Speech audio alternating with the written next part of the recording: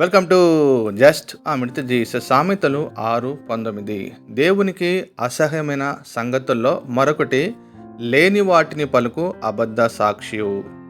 ఏదైనా వనంలో అవ్వ ఆదముల దగ్గరికి అపవాది వచ్చి లేని వాటిని, కల్పించిన వాటిని, దేవుడు చెప్పని వాటిని వారికి నూరిపోసి పాపానికి ఒడిగట్టడం జరిగింది.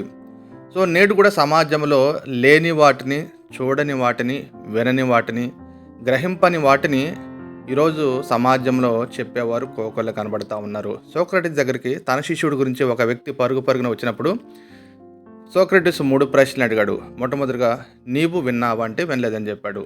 నీవు చూసావంటే నేను చూడలేదని చెప్పాడు. మూడోదిగా, నీకు కానీ నాకు కానీ ఏమైనా ప్రయోజనం ఉందంటే ఏమో చెప్పలేని చెప్పాడు. సో ఇక్కడ నుంచి దయచేసి వెళ్ళమని చెప్పి సోక్రటీస్ పంపడం జరిగింది. ఈరోజు సమాజంలో కూడా లేని వాటిని ఎవరైతే అబద్ధ సాక్ష్యాలు కల్పిస్తారో దేవుడికి అసహ్యులు. కాబట్టి దీని నుంచి బయటపడదాం గాక. ఆమేన్.